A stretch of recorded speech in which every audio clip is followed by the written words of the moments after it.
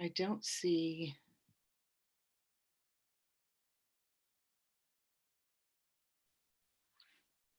Julio and Jeff are not on yet, correct? Okay.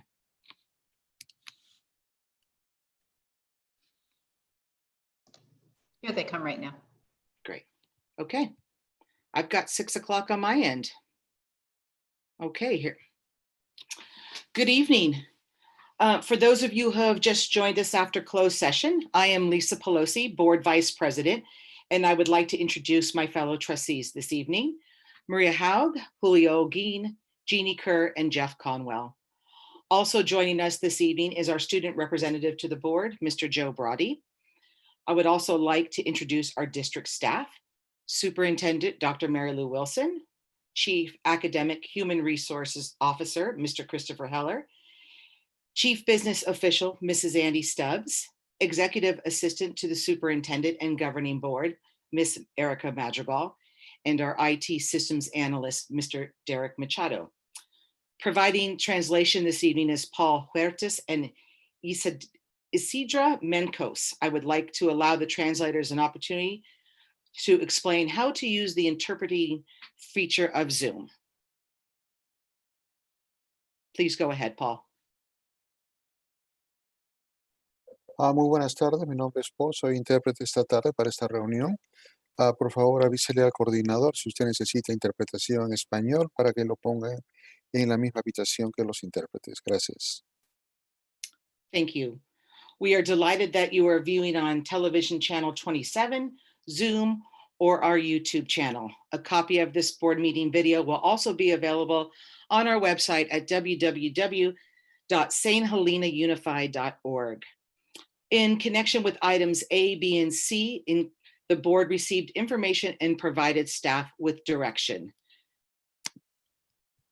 I would just like to take a moment to make a statement. On behalf of the governing board, I would like to take a moment to acknowledge the current situation of the glass fire in our hometown.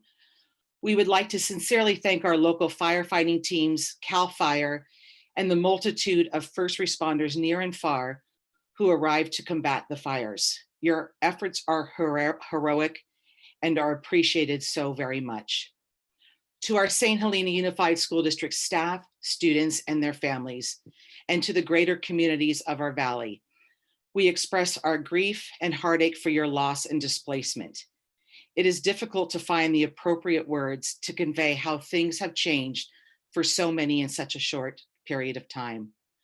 We understand that this is an extremely difficult time for so many. Please know that support is available for all of those in need. Our community truly excels at coming together for the greater good. St. Helena Unified Schools recognizes the challenges that lay ahead and is here for support. I believe we all feel that we are stronger when we work together. So now I would like to move on to item 5B, the flag salutes.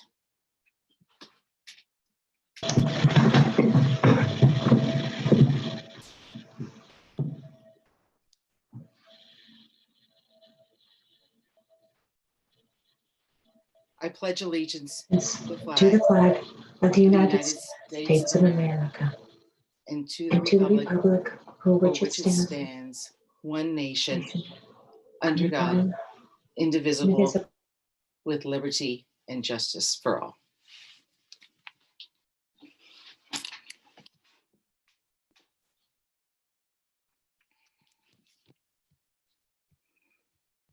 Okay, item 6A, public comments at St. Helena Unified School District board meetings.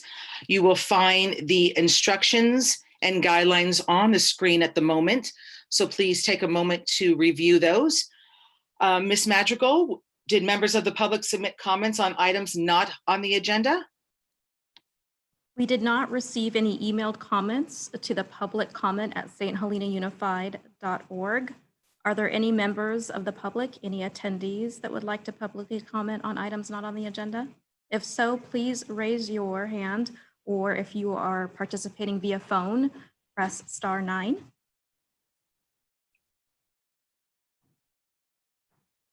No one has indicated that they wish to publicly comment, Vice President Pelosi.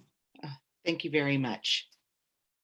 Okay, on to item 7A, presentation by the student representative of the board, and I'd like to call on Mr. Joe Brody. Good evening, board members, district staff, and community. I would very quickly like to echo Vice President Pelosi's sentiment, thanking the first responders who came from all over the state to help protect our little community. We really do appreciate it. This is going to be a pretty short report this evening.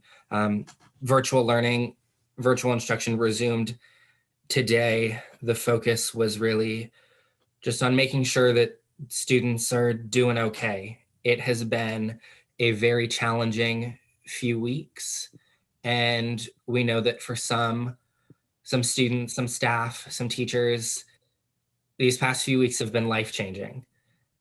And it's paramount that as a district, we're here to support those students. And that's what I saw today as I was moving through my classes. Dialogue was being fostered, support was there. I know that we have a multitude of support services ranging from counseling to food service that are being made available to students. Students have been given that information. A little fact sheet was sent out to all high school students by Mr. Fetters today. And it's just, this isn't the first time that we have experienced tragedies like this, but it seems that this year it has hit closer to home than ever before.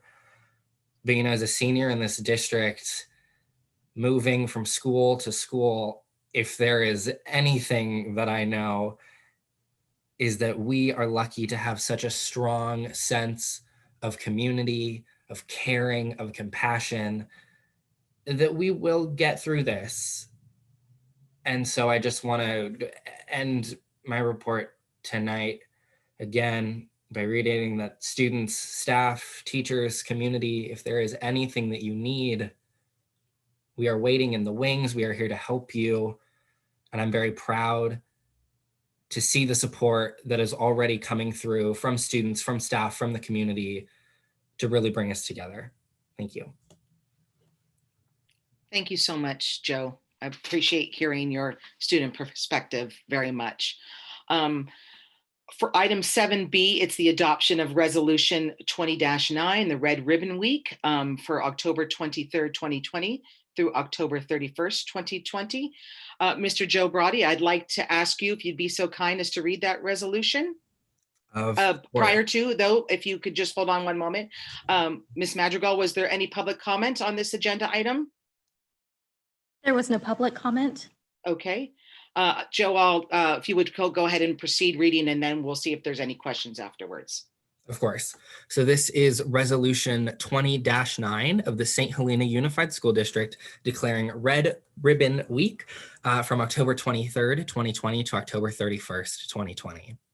Whereas the governing board of the St. Helena Unified School District values the health and safety of all individuals, and whereas substance abuse is particularly damaging to our most valuable resource, our children, and a contributing factor in the 3 leading causes of death for teenagers: accidents, homicides, and suicides.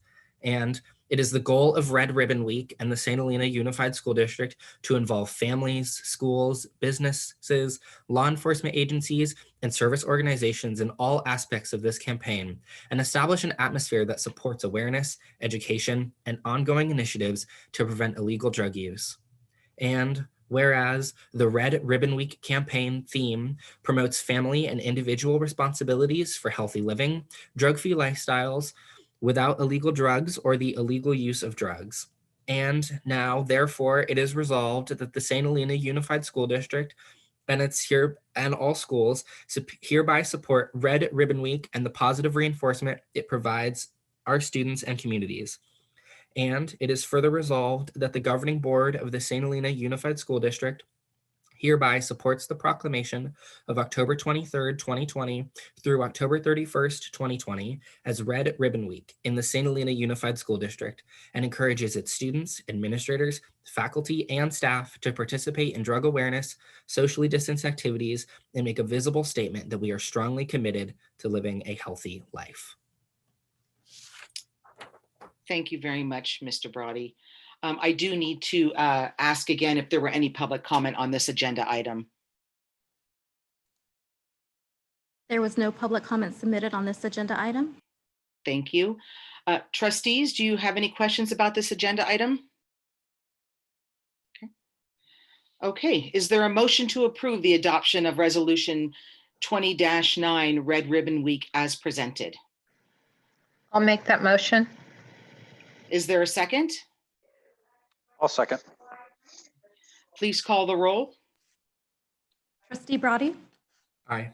Trustee Conwell, Aye. Trustee Kerr, Aye. Trustee Olguin, Trustee Haug, Aye. Trustee Pelosi. Aye. Great, motion passes. Thank you very much. Okay, now on to communications, item 8A, board member report.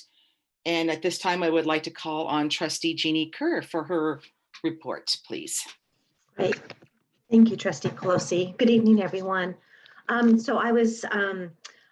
the elementary school board member assigned to elementary school. And Tanya sent out a note, invited me to the back to school. The back to school night for the elementary school was on September 24th, excuse me. It was Zoom, obviously, and how the format was, where it was the kind of an opening portion of it, and then there was three different programs going on, and parents had the choice of whether to just look at the grade level that their child is in, or they could check out all the grade levels to go to each one of them. So I actually was at the beginning presentation, and then I was able to stay for two of the grade level presentations.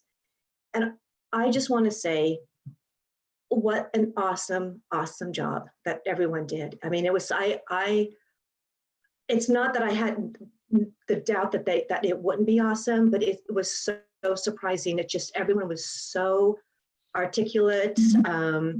Ms. Pearson was able to manage a lot of different things that were going on at that time. And the main questions that parents were asking at that time, because there was a time where you're able to ask questions, was asking questions about the October 24th possible opening for the hybrid. So with her and her teachers, they handled it with amazing expertise. I could not feel more proud of seeing what was going on. I don't know. At that point, I said to myself,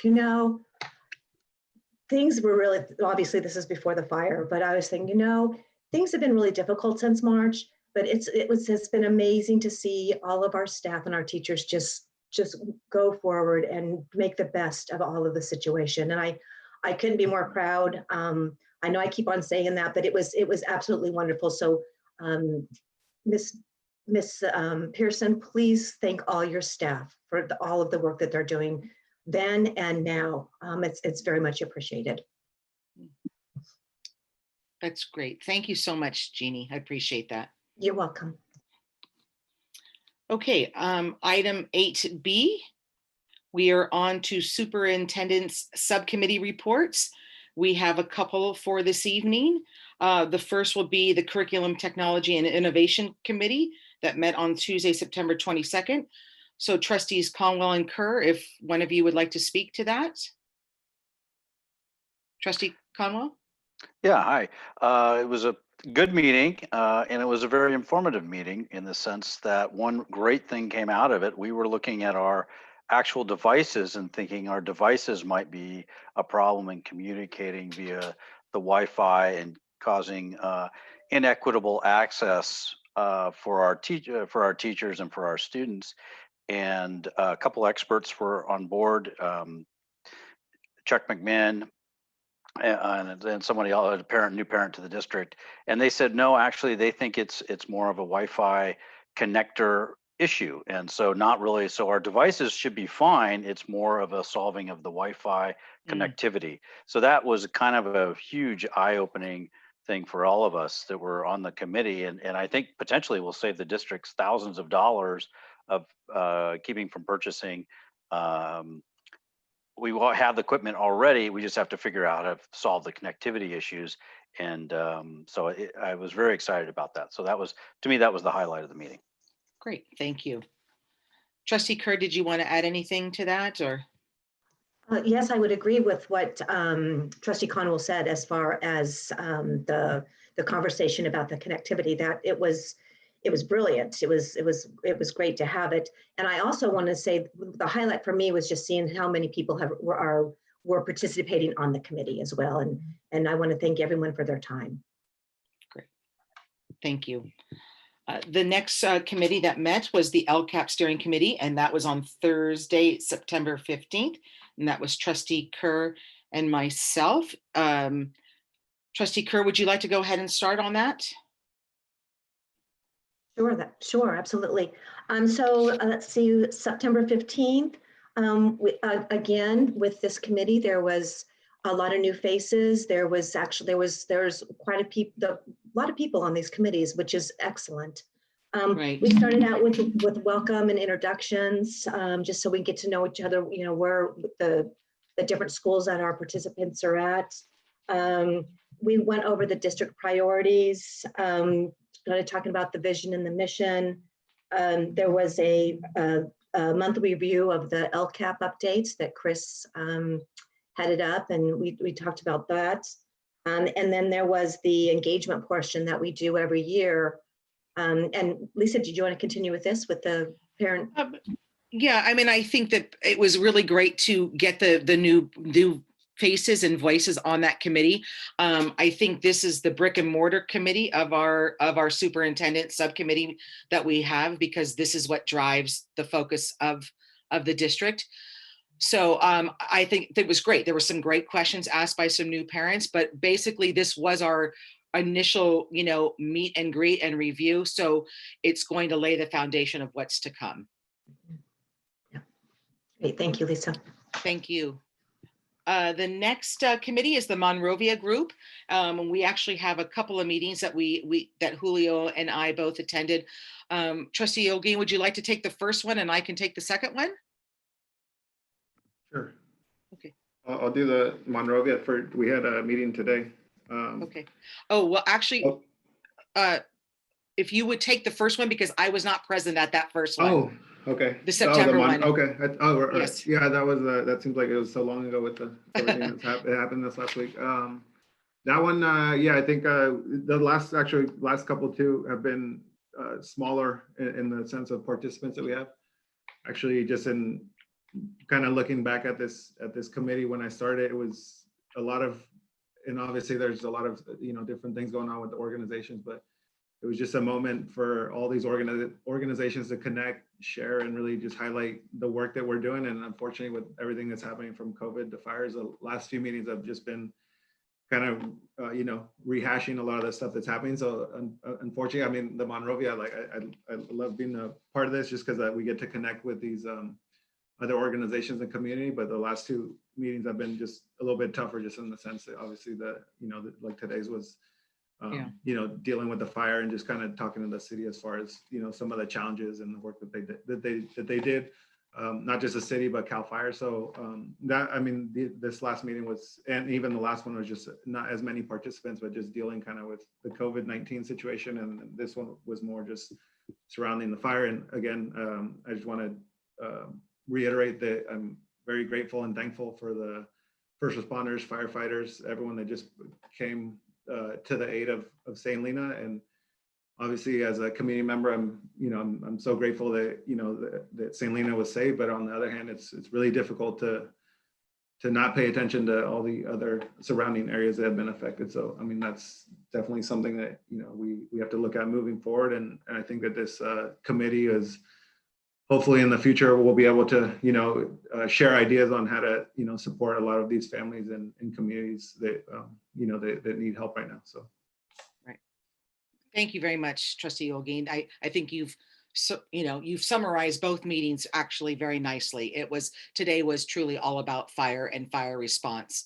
And it is a great committee if you have not sat on it before, to have all these different entities come together, but everybody is a little pressed for time right now with everything going on. So there was a small group, short, but super informative. So thank you very much for attending the one in September, Trustee Ogie. I appreciate that. Okay, so on to item 8C. We have the St. Helena Teachers Association report to the board. And I would like to ask Mr. Brandon Farrell to zoom on in. I think I'm connected, so I will give my report. Thank you, trustees, and thank you, Joe, for that report on the start of school here. I caught the end of it because I was trying to get online, so I didn't get the full taste of your report there, though, Joe. So sorry about that. I have, just like everybody, have all sorts of devastating news to report and things like that. But I was really happy to report that all of our teachers reported back online this morning, and we're greeting and meeting students. So I want to keep it positive. So we have a teaching staff that is pretty resilient, and I got to give them 100% of the credit, because they were out emailing me through the whole 2 weeks of the catastrophe, wanting to learn more about who they could help and what they could do and whatnot. So I'm really happy and proud of my teachers for all the work they've been doing. And then obviously today, that tall task of meeting with the students for the first time since another disaster that hit our community. So our community is pretty resilient, as you well know. We did have one of our members unfortunately lose their home in Deer Park, Ian McMillan. But I do want to take this time to report great news on that front, as he just called me maybe 10 minutes ago saying that he did find a house in St. Helena to rent. So I'm super happy for him, because he's got 3 small kids, and 2 in kindergarten and 1 in 2nd grade, that they're here to make their lives in St. Helena, and they want to be here. So I'm really happy to report that he just called me about that. So couldn't be happier for that. But we do have a few still displaced. We've had great support from our principals and our administration on all the different things that happened the last 2 weeks. And one of these days we'll get into something that we're a little bit more used to and what we prepared our careers for. So and I think everybody's hoping that will happen sooner than later, but this year can't get over fast enough. So that's my report. I have another little speaking part I wanted to mention later on in the evening. So thank you for all the work that everyone is doing and supporting our teachers. And we hope that continues through the fall. Okay, thank you so much, Mr. Farrell. And, an immense amount of gratitude for everybody, all the staff getting online today to talk to our students. So that is really great. I think it provided perhaps a sense of normalcy. I hate to even kind of use that word, but it allowed them to connect with our staff. So thank you to all of our staff for making that happen.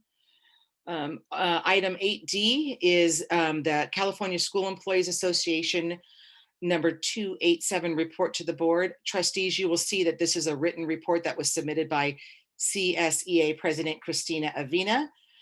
So I hope that you've taken a moment to look that over. We can move on to item 8E, and that is the superintendent's report. And I would like to call on Dr. Mary Lou Wilson, please. Thank you, Vice President Pelosi, and good evening, board members and community members. I too want to say a huge thank you not only to our teachers, but our entire school team. It really does take a village, and starting soon after the announcements of fires on Sunday, the emergency team came together with me via Zoom calls, and we began to strategize and identify our next steps. That team is made up of our administrators, classified personnel, our board president, myself, and the union presidents. And it was quick and direct decisions that were communicated to our school community as quickly and as clearly as we possibly could. And as we came together earlier this week and were able to identify remote learning to begin again today, that meant everybody came together to make that happen. And our executive cabinet, our director of curriculum and instruction, our counselors developing talking points, and our principals working with their staffs in voluntary meetings yesterday and then meetings today. Our food services and grounds and maintenance and custodial on the campuses today, getting them ready for to open our facilities again for our employees who work on campus next week.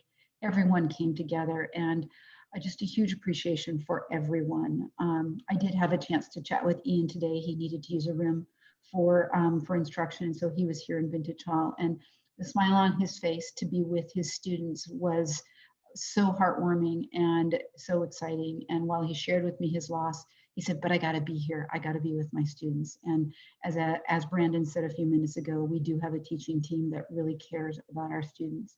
Our food services teams served over 100 meals today for the next 4 days. And so just every member of this school team coming together, board members, employees, everyone coming together to serve this community. And so a huge thank you to everyone. I also wanted to remind our community, greater community, that we still have our district of choice applications open and available. It can be accessed on the district website, and the closing day for that is the last day of November, the 30th of November. So if you are interested in applying for district of choice with our district, please get those applications in. That concludes my report. Thank you very much, Dr. Wilson. Items 8F, G, H, and I are the respective reports from the principals of the high school, RLS middle school, and the elementary school, and then the primary school. Those are all written reports, as you can see.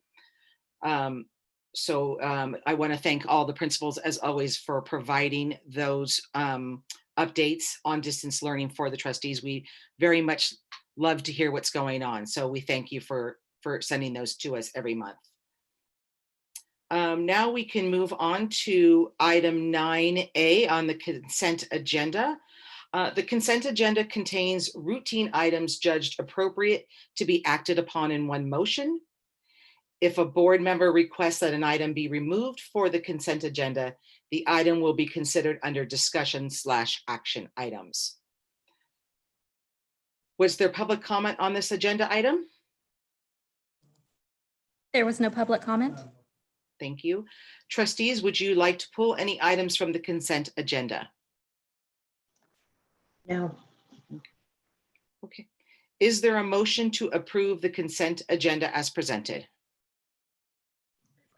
I'll make that motion. Is there a second? I'll second. Okay. Please call the roll. Trustee Browdy, Aye. Trustee Conwell, Aye. Trustee Kerr, Aye. Trustee Oldgein, Aye. Trustee Haug, Aye. Trustee Pelosi. Aye. Motion carries. Okay, so let's see. Now we go down to item 10A, the St. Helena Unified School District reopening updates for the 2020-2021 school year. And at this point, I would like to, hold on my thing, there we go, call on Dr. Mary Lou Wilson.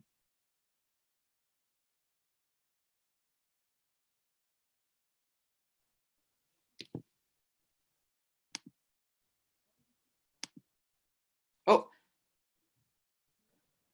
Unmute. yeah. Dr. Wilson, can you unmute yourself? Thank you. Thank you. I apologize.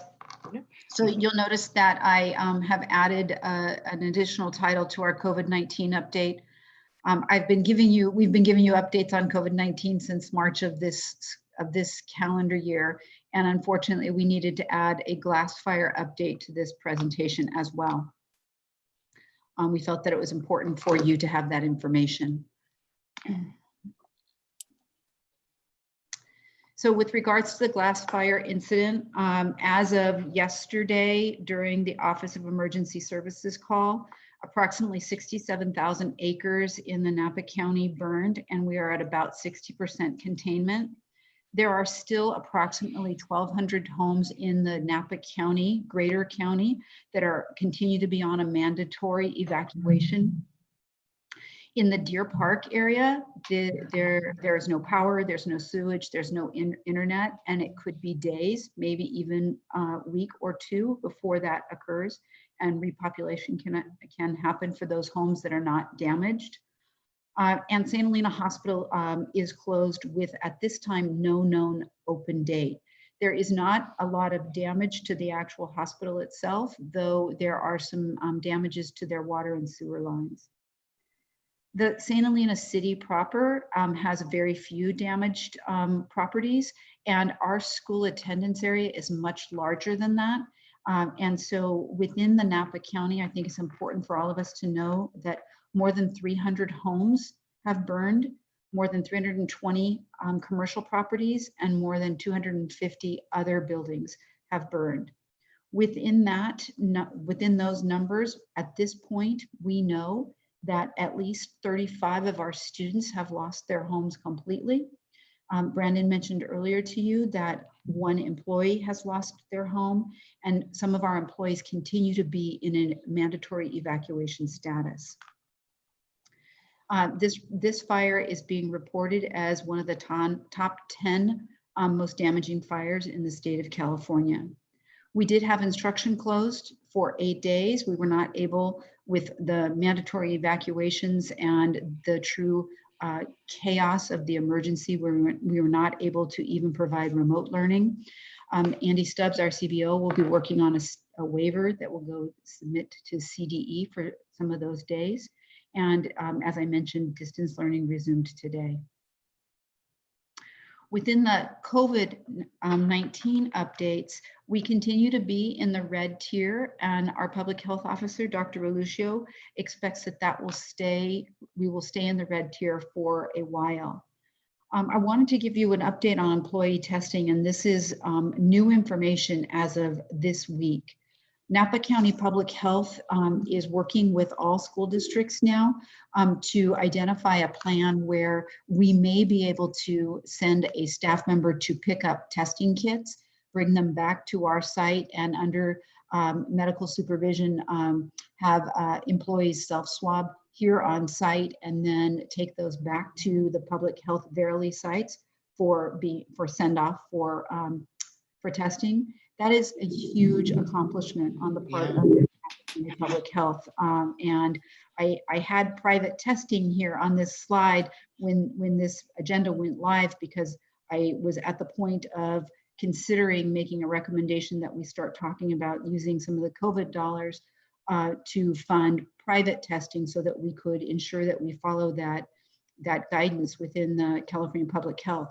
With this new news, it's very possible that we're going to be able to move forward with public health providing the testing in a manner that is timely and doesn't necessarily take our employees away to one of the testing sites for up to 2 hours, given the drive to and from the Napa Expo. So really important, and super grateful that County Health is looking at this possibility. Andy Stubbs will give us a business operations update.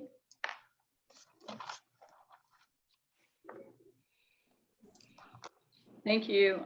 All of the departments within the business operations division have been preparing for the reopening of school and supporting all of our instructional functions. And so our night custodians, for example, have come back now, and they're working during the day with the day custodians to clean sites and get everything ready. We're working on some new custodial cleaning and disinfecting routines and schedules for when students are able to return. I've been working quite a bit on our finances with regard to our one-time COVID-19 relief funds that Dr. Wilson mentioned.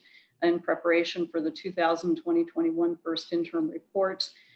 We have been continuing to monitor sites for technology support needs.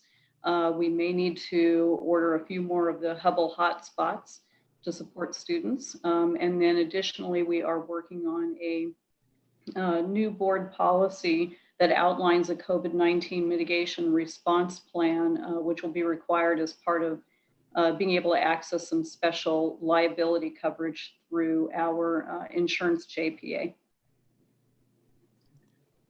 Thank you. Yes, thank you. And Mr. Heller will give an update on instruction.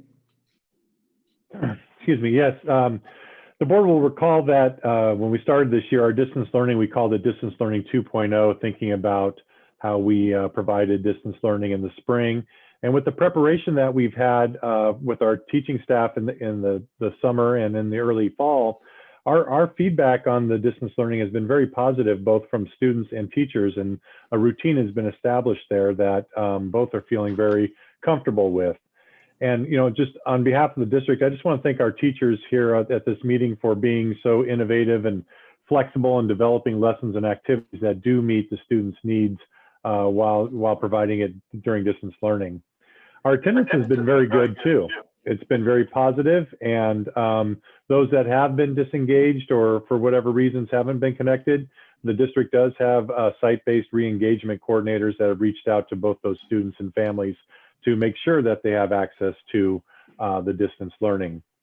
The board will recall that we sent out an additional survey on the 23rd to begin to think about, as we were thinking about a possible reopening date for in-person instruction, whether in hybrid or full day instruction, that we wanted to see what families would still want to remain in distance learning. And so distance learning through December, which is the end of the fall term. And so we, based on that, we had 656 responses and 27% requested that to remain in distance learning, and that it's a pretty even spread throughout the different grade levels. There's some variances in one particular grade or another where there's a little bit more or a little bit less. But I think the important thing here is we consider this information. There's logistics and staffing that I need to share publicly. One is, at a TK5 level with our primary and elementary staffs, use of one staff to at a particular grade level to teach distance learning, for example, would require that that teacher lose their students that want to remain in in-person learning, and they would be spread out amongst the grade level teachers, while those students that want to go into distance learning may have to get a new teacher as well. So the teachers that we currently are staffed with at each grade level, there might be some changes depending on what people have selected. So, that is something that needs to be considered by all parties because it does impact a student's, connections with teachers. The other thing is at the secondary level, while we looked at different ways to try to provide staffing to deliver that instruction by content area or subject area, it's really challenging to do. And so as we came up with different options, we began looking at what independent study options or, other programs that we could use. We've had our trial run with Fuel. And so what we felt is that we needed to do something in-house as much as possible. And so we do have familiarity with the program Apex as a independent study model. And although no decision's been made, we're certainly leaning towards that as a potential option for secondary. So, the disruption that these fires have created within our community has really kind of also delayed our ability to get responses from our staff in terms of their ability to and ability to come back and teach in person. I know President Farrell is working with SHTA to continue to collect that information. So we had concrete numbers of staff that are going to be able to be in person, and any reasons or underlying conditions or age factors that would present an issue for us in terms of delivering in-person instruction. So with that change, it's really made a tight turnaround in our reopening date, and something that we need to consider as we move forward. Thank you, Mr. Heller. And so our next steps, board members and community, we have collected that information. We did extend the deadline for the enrollment form throughout the school closures. And I now need time for our staff to continue to analyze all of that information and make some recommendations. We also need to look, as Mr. Heller mentioned, at staff capacity and our community's capacity for reopening in an in-person instruction. I've mentioned to you earlier that we have many supports for our families and our students and our teachers, and we need to make sure that that resiliency piece, that bounce back ability to move forward is there. We also have lost 2 weeks of momentum in moving forward with the plan to open on October 26th. I'm not saying it's impossible. I just need time to look at it and analyze and discuss with you more as a governing board. So to that end, I am asking that we schedule a special meeting sometime next week, preferably on Wednesday, so that we can discuss all of this information further and potentially make recommendations. And at this time, it would be really valuable for staff to hear questions from the community or concerns or from you as board members, so that we can truly dig into this deeply and come forward with appropriate recommendations at a special meeting next week. Okay. Thank you very much, Dr. Wilson and Mr. Heller and Ms. Stubbs. I appreciate it. Ms. Madrigal, was there public comment on this agenda item? Yes, Vice President Pelosi, there was a public comment item submitted by Brandon Farrell, SHTA President, on behalf of his members, and that is attached to the board meeting agenda. There is also a member in the audience who wishes to publicly comment. Great. Thank you very much. Please proceed. Yes. And you will need to state your name and your name and address, I believe.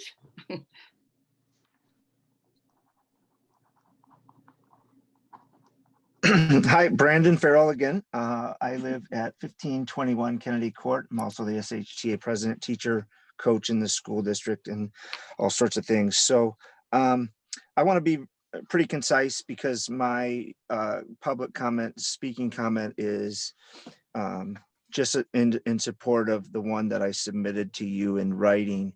I want to first recognize how difficult all of this has been to manage from a district and administrative standpoint. I also want to recognize how difficult this has been to manage through a teaching lens, and then I see it every day through a parent as well. I mean, everybody is putting their best foot forward into creating the best educational system possible for their kids, for their students, for their staff members, and for the community. What I would say is that with those steps, we've made some tremendous gains. And as a teaching staff, we don't want to lose those gains because we've had so many disruptions. And that's where I came to the conclusion, along with my leadership team, to write the letter that I submitted to all of you in the last few days. After hearing from our staff and the concerns they have, that we were trying to build towards some consensus, and then losing 2 weeks, realizing that potentially a delay in opening schools would then co-op with family outings and vacations and downtime and Thanksgiving and getting closer to the holidays. It just makes sense for us as teachers to support remote learning through the end of December. Now, that's not saying that we can't rise to the challenge, but as long as it's safe and things of that nature, we do think it now adds another element of consistency of education that we're also very concerned about as we move forward. Thank you, Mr. Farrell. Ms. Madrigal, was there another public comment? Are there any other attendees that care to comment on this agenda item? If so, please raise your hand at this time.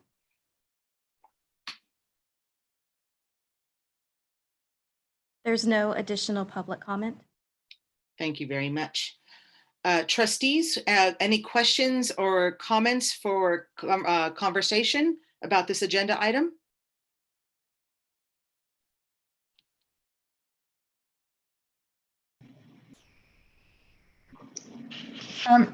I do have a question.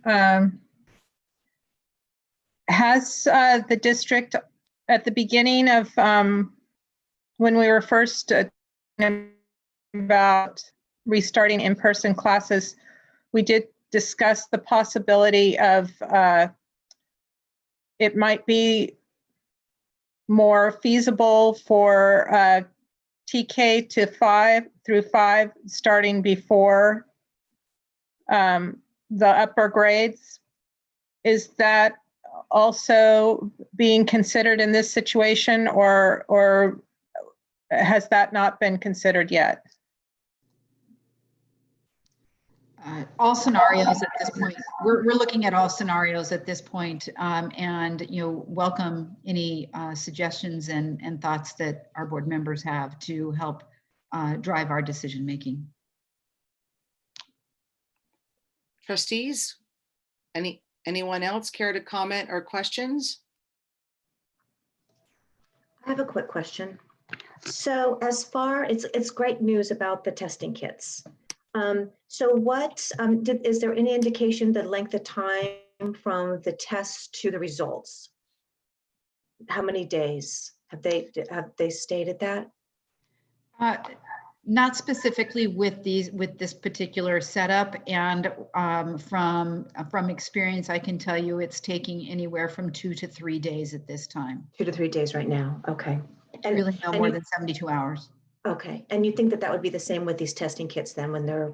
I do, because what they would be doing is carving out some of the appointments that the public could access for public school employees for all 5 districts. And so it's not a different system, it's the same system, and they would be reserving tests for public school employees.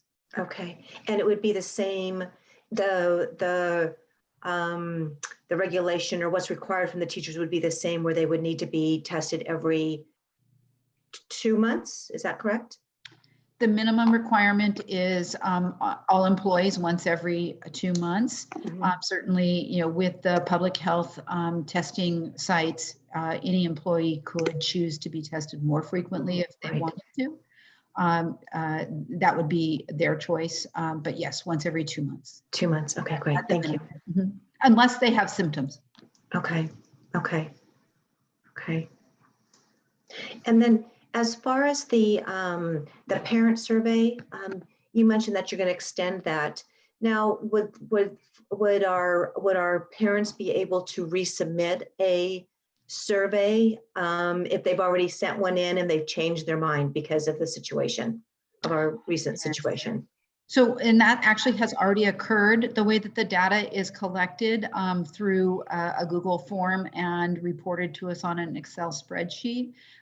Each time somebody enters something, it's date stamped. So if you entered something 2 weeks ago and then you entered something today, our principals know their parents by name, and so they'll be able to notice that and identify that there's a change in their minds. Okay. Okay. Great. Thank you. Thank you. So it's my understanding that there won't be necessarily a new survey. It's just that parents are able to update the current survey. Is that correct? Or because the survey was sent out before the fire? That's my question. And yes, so the enrollment form went out well before the fire started, and we had more than 500 responses pretty quickly. It is 600 and some right now, and we do not intend to put out at this time yet another enrollment form. Our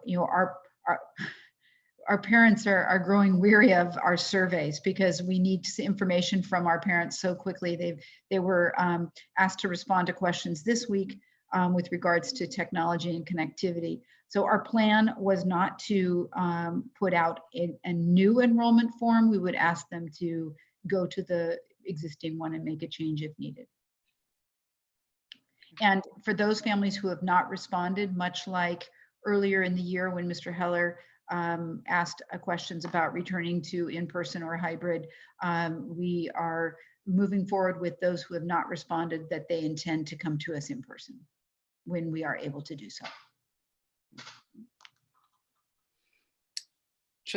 Trustee Olguin, yes?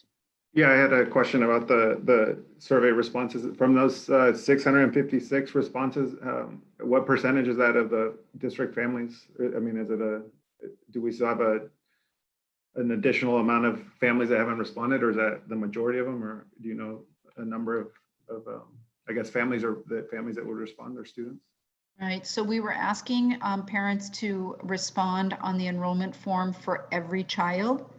And we have approximately 1,200 students right now. So, we don't have all of them. It's a little more than 50%. And of that 50%, 27% are requesting distance learning. And you'll recall also that we have approximately 50 families right now in the FUEL program. So we have a good percentage of our families that are approaching in-person learning very cautiously.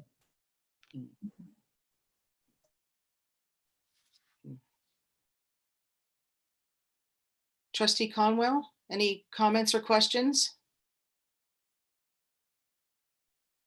No, I'm nothing at this time. Thank you. Okay. I think yes, Mr. Brody, I apologies. No, no worries. I don't even know if this is the right time to ask, but especially with no school for the last 2 weeks, where do we stand just on instructional minutes? Because I know that we've already made changes with the COVID schedule and distance learning. So where do we stand on actual minutes? Because I know we've had problems, or not problems, but we've had to work around and make some changes during fire seasons past. Good question, Trustee Brody. Someday you'll be running this district. I'm sure. Yeah. I was just going to say that. Mr. Heller, I will respond to this question, then you can backfill if I missed anything. So as a result of the COVID-19 pandemic and the move to in-person the requirement for distance learning initially, we are required to meet the minimum number of minutes for all grade levels. And the schedules that Mr. Heller, Mr. Farrell, and the principals developed do meet those minimum number of minutes. In addition, you'll recall last year was our first year for public safety power shutoffs, or otherwise known as PSPSs. And we did lose some instructional days as a result of that. And Mr. Heller and Mr. Farrell worked together to identify 3 days in our calendar this year where we can add back days to increase instruction. So of those 8 days that we missed last week and this week, 3 of them we will be able to make up really easily. Those other 5 days, our county is in the state of an emergency.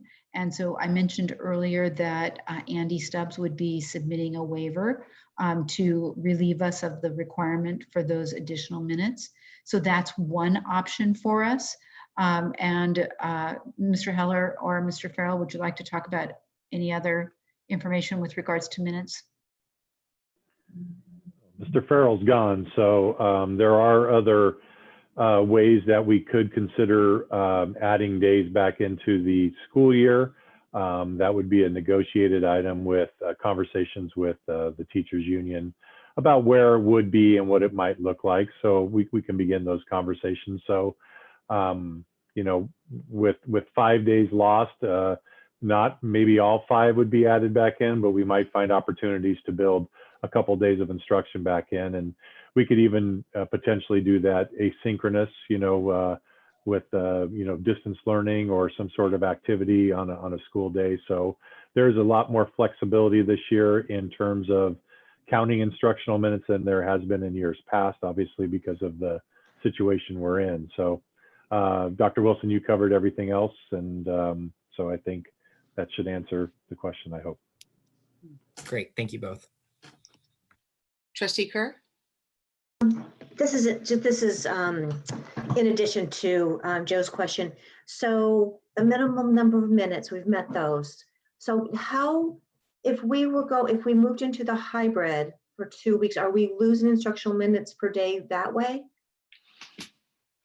We wouldn't, because the students that are in-person instruction, as well as the students that aren't in person, then those minutes still count. One's called synchronous learning, Okay, yeah. and then the students that aren't there are asynchronous, and both those minutes count the same.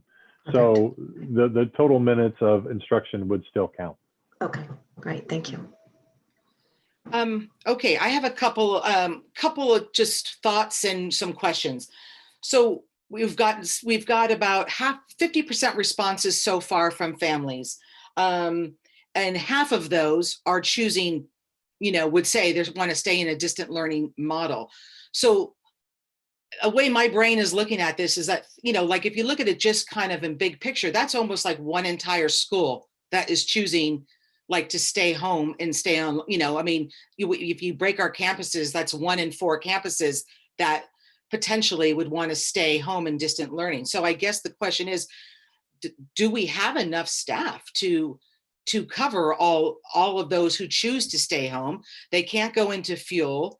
So we have to obviously utilize current staff. And I realize you can't answer. I think this is just conversation that I'm saying. I know you don't know the answer to this, but I guess this is part of the conversation, things to talk about.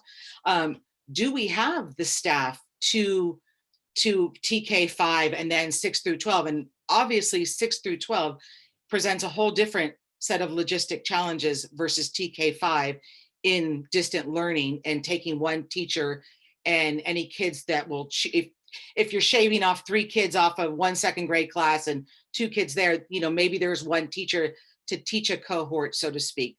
But I applaud you for the thinking and the work that has to go in for the secondary level, because that will for sure be a challenge. I suppose we'll wait and see what the remaining responses come in from the, hopefully we'll get some more, because it would be great to know what more than half the people are thinking. But I guess my other question that kind of leads me to is, and I'm sorry that Mr. Farrell is not here, and perhaps I can get an answer later, but he referred to the leadership of SHTA coming to this decision. Now, I know that the teacher survey in that report, that they were still waiting to get responses back on those. So I'm working off the assumption that all of the teachers have had an input in this decision as well. And perhaps at some point, Mr. Farrell can respond back to that, because I don't know if it was like, is it a vote? And again, there's no doubt in my mind that this has been set back 2 weeks. There's additional stress. There's more planning that's needed. There's no doubt in my mind that that's creating more obstacles at the moment. I just want to make sure that that was properly vetted by their entire, organization as well.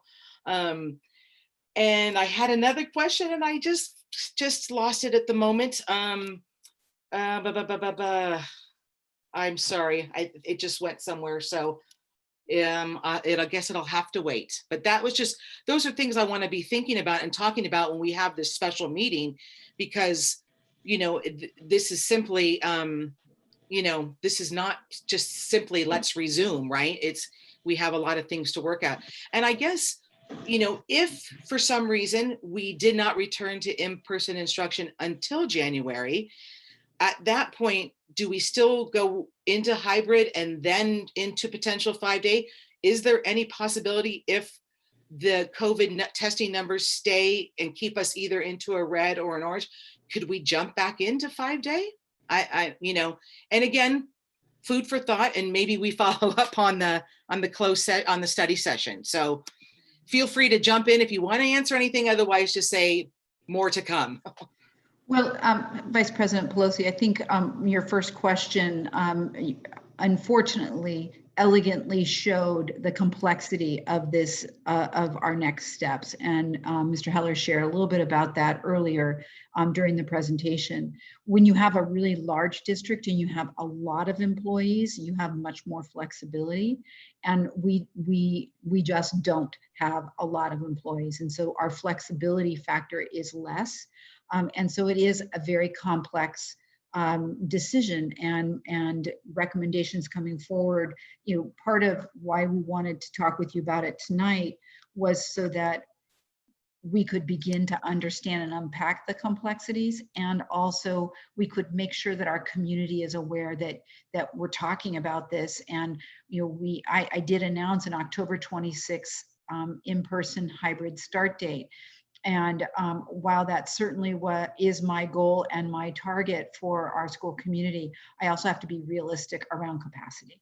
And so I wanted to make sure that our community knew that we were talking about this, so that if we have members of the community that want to weigh in, whether it's in person, whether it's distance learning, I don't know what they might say. There's value in that, and so yes, absolutely. And I can't answer your second question with regards to Mr. Farrell and his letter and that decision process. I can certainly ask that question and try to get that information to you, but I don't have that answer. Thank you. Mm-hmm. I could just add on the third point about the resume in full person, possibly in January.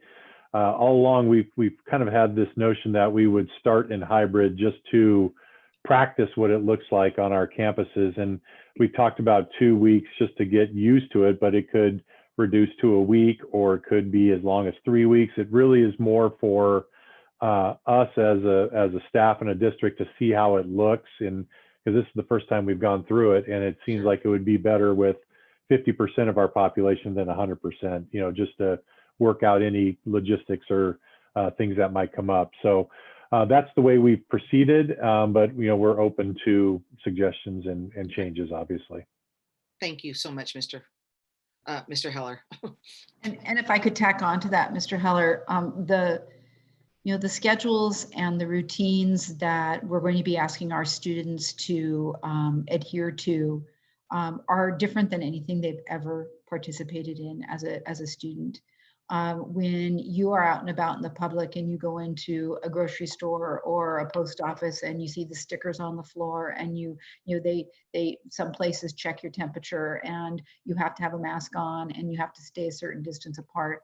All of those kinds of precautions and then a lot more are required of us as a public school system.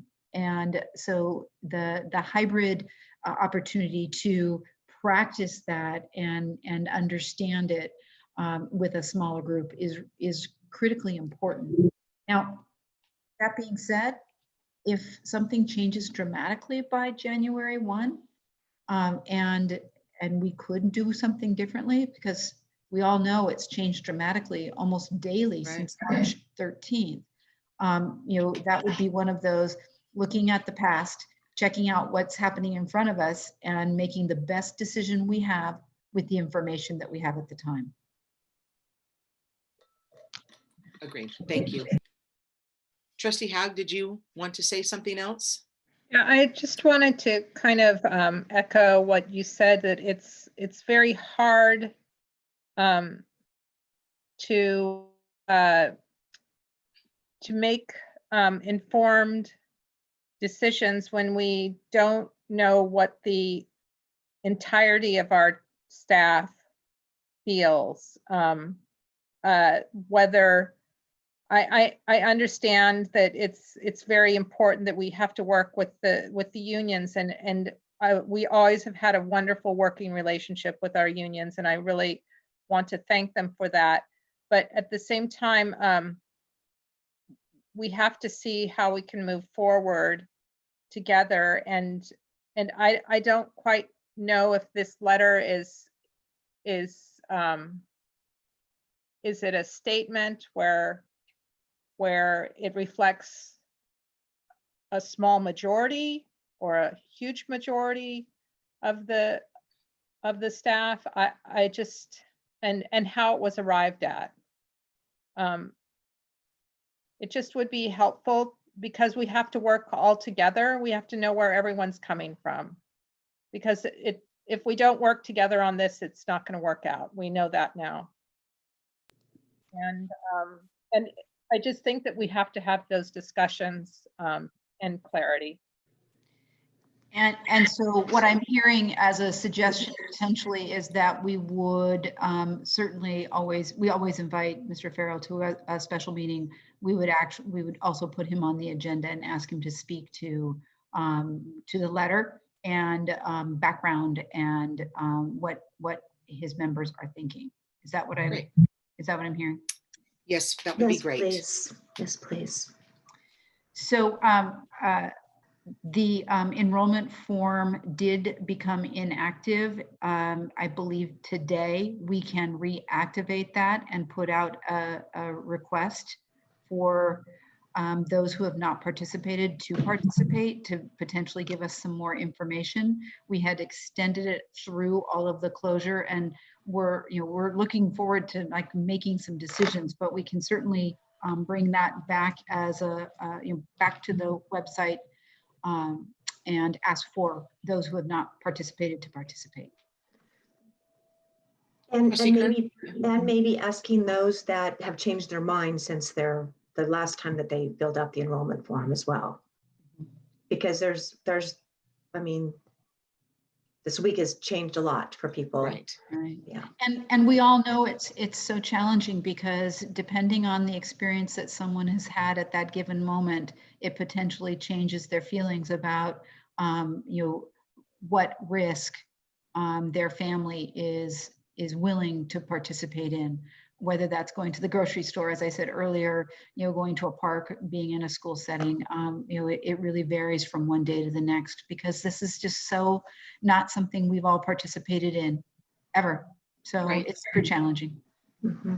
Well, and I would say not only the risk, but there's also families that unfortunately have to weigh the risk with whether they go back to work or not. And our families need to go back to work as well. So that's another thing for families to consider. Yes. Just because there's a lot of working families that aren't working right now because they need to be home with their students, and they feel like they need the relief of having their children in schools even part-time just so that they go back to work.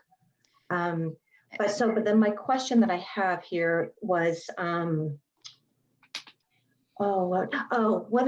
I was at the elementary school, the back to school night, I mentioned earlier that they were asking for like classroom questions from the parents, but the parents were, the majority of the questions were about opening school is what it was. And one of the main questions that I was hearing is, what does it look like if we want to stay in distance learning? Are we going to be with a different teacher? And you mentioned, that there's a possibility that it could be a different teacher, or do we have to use fuel education? So that's something to consider kind of as you're, kind of thinking through things. And what's going to happen what happens if my child gets exposed at school? What's going to happen to my child? What's the protocol? So just kind of more logistical things where people were kind of wondering about as well. Really important questions, Trustee Kerr. And when I mentioned to you that the momentum of preparation to going back to in-person instruction was lost, we started with our principals working with Andy Stubbs and Joe Perez on preparing the facilities and making sure that they had the barriers and the stickers and the wash basins, and all of that occurred. The next piece was that our principals met with their employees for each of the school sites, and they talked about the logistics of how it's going to work, what's it going to look like at the school. We had next steps that we were getting ready to push out, which were going to be meetings with parents to help them understand what's it going to look like. And so that momentum, it stopped. It really did stop. So we have to go back and and build that up again and, recreate some of the meetings that we either had to cancel. We had voluntary meetings with all of the employees scheduled that we had to cancel, or that we weren't able to even get on the calendar yet due to all of what's happening. So all of that is really important, and our parents have the right and they have the need to know and understand what we are going to do with regards to safety protocols and moving from one place to another and all of the logistics. So absolutely. And you're right. I mean, that's the capacity issue around what does distance learning look like, and is it we know that it cannot be fuel education for our 6 through 12 because it functions on a semester. And so what can we do? And Mr. Heller mentioned potentially APEX. We don't typically use APEX for all subject areas. We use it more for credit recovery. It can be used for all subject areas. We need to look at that more. And what can we do at the primary and the elementary? Mr. Heller mentioned to you earlier that if we carve out one teacher per grade level or 2 teachers per grade level for distance, it's absolutely going to impact the other classes. Right. And that's an interesting challenge for our children in primary and elementary classes, because we know that the favorite person in all of the land for our younger children is their teacher. And so we know that that's important. Another piece that I wanted to mention in response to your comments with regards to families making a change because of work. There's also at least 35 families that may be displaced for this rest of the school year. And so as a family whose home has burned down, they are considered homeless, and they have access to McKinney-Vento rights, which is an act within the state of California, where they absolutely have the right, regardless of where they live, to continue to attend our schools this school year. It may be that if they have to relocate because of availability of housing to Napa or Fairfield or Santa Rosa or I don't know where, in a distance learning format, they would be able to continue to access easily. With an in-person format, we would work with them to provide either bus passes or reimburse for transportation, and getting here could be more challenging. And so I know that there's lots that our families are managing and trying to identify and determine. And I'm talking right now about those homes that are lost completely. Those homes that are damaged that they can't move to yet would be considered homeless as well. And we don't know the number of those at this time, because they haven't even been able to get back to their houses to see. Right. So it's a very complex, very challenging next step. And if I could, Vice President Pelosi, ask again for the board members to come together for a special meeting next week, preferably on Wednesday. That would be really helpful for us to be able to continue this conversation. If I would like to make just one. I wanted to circle back to your question about the enrollment form, and yes, it was extended and it closed today. I know that I'm wondering, Dr. Wilson, with people just getting back into their houses, if we extend it through the end of the weekend so that there's time on Monday. I know that's not a lot of time for us to then meet on Wednesday, but I'm just wondering if the few more days is going to give the opportunity for our families to respond to this if they haven't before. But if it's cutting it too close to assemble that data for a special meeting on Wednesday, I think you'll have to speak on behalf of the staff of whether or not that's just too tight of a turnaround. So, Mr. Heller, I would ask for you to respond to that. I know you've already started to work on scenarios with the admin team. If you had final data by Sunday evening, would that potentially shift and or change? I'm looking at the calendar, October 14th. So, we would be starting school potentially less than, 12 days later. I don't know if I'll have the staff information from SHTA. We might have the parent or the parent wishes and surveys, but in-person learning is only going to work as much as we have our teaching staff available.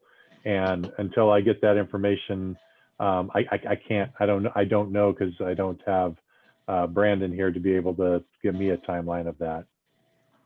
Knowing that we've been delayed by 2 weeks, the reality of a delay to in-person learning at the minimum is I think a valid recommendation. So going back to that question again, Mr. Heller, in the event that our recommendation could involve a delay and or something else, would you, if we reopen that enrollment form to allow more families to participate and or change, would that add value to the decision-making process in coming forward with recommendations?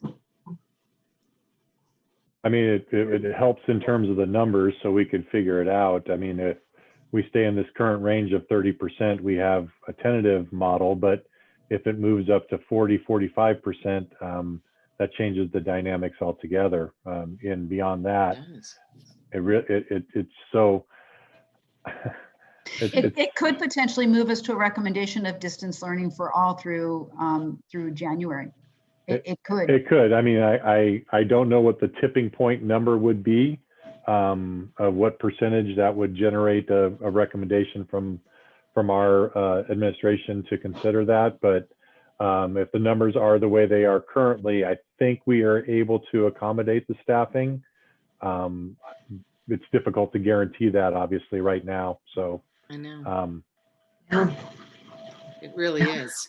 it's a lot of balls in the air. Yeah, it is. And I just worry that given that everybody's in a fragile state and, you know, and just coming up for air ever so slightly, that I just don't want all of a sudden to be surprised in the district, you know, on October 20th to say, oh, well, now there's, you know, 47% want to stay home and do distance learning. And then, okay, you know, I mean, we roll with the punches. I understand, because that's what St. Helena Unified does. But I'm just wondering, even if just giving those families in particular the opportunity for a few more days would not be, I would have to think it might be beneficial.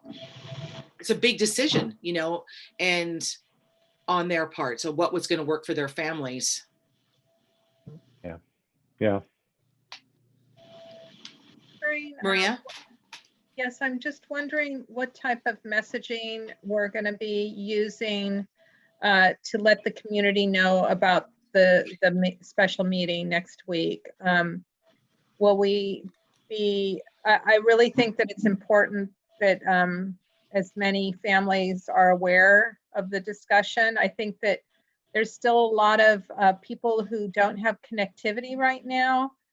And I'm just thinking that a lot of people probably won't have access to this board meeting that might have normally watched a board meeting on YouTube. I just want to know, are we looking at putting it out on a text alert or? Yes, so a couple of things, and thank you, President Haug, for those questions. I did meet with Jesse Duarte earlier this week to update him on the questions that we would be asking tonight and the real importance that I put on not making a decision tonight, because I agree with you. There are families that still do not have access, and the fragility and inability to connect is really challenging. And so I asked him for him to put something in the newspaper. We can reopen the enrollment form tomorrow morning, and that can go out via a text message. We are finding that everybody still has their phone with them, and they are getting text messages, and Ms. Madrigal is talented with creating links within those text messages to take them to whatever information she wants them to know. So we can do that tomorrow morning with regards to the enrollment form. We will also post on the website that a special meeting is coming as soon as we have a date and a time. And in addition to that, we will text out a special meeting. And I am just receiving information from Jesse that he has a story outline that will go live tomorrow.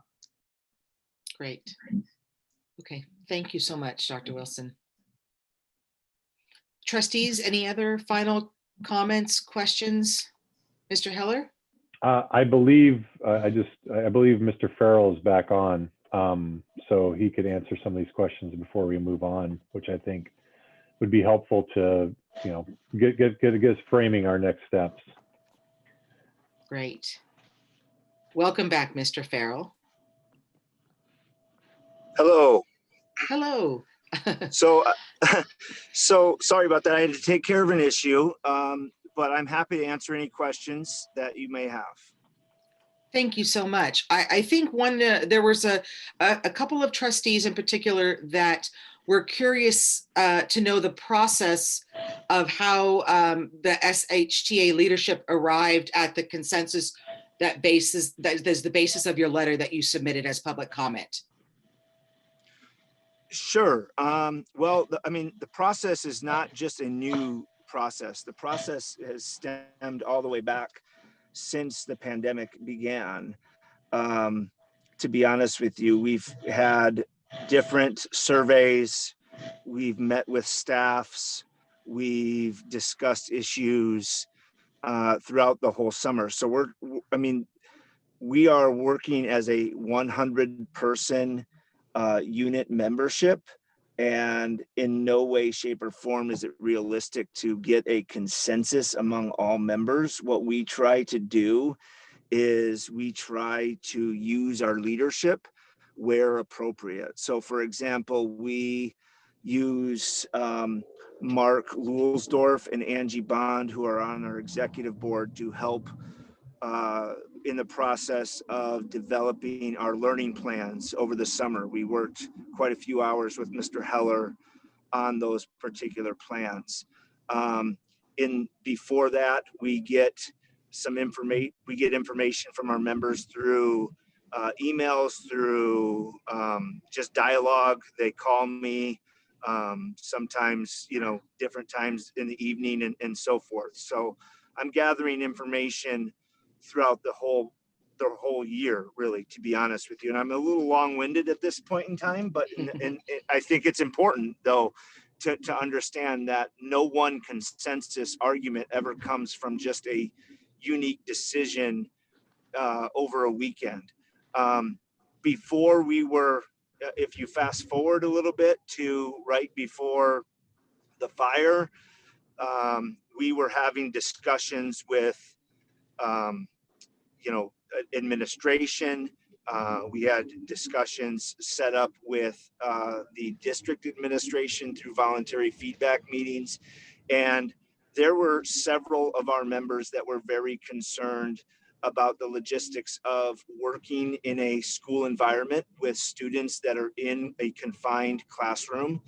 And those issues, I felt, were being balanced with many of the things that we were providing in terms of PPE and things of that nature. Now, that doesn't mean that anybody is less fearful or more fearful or,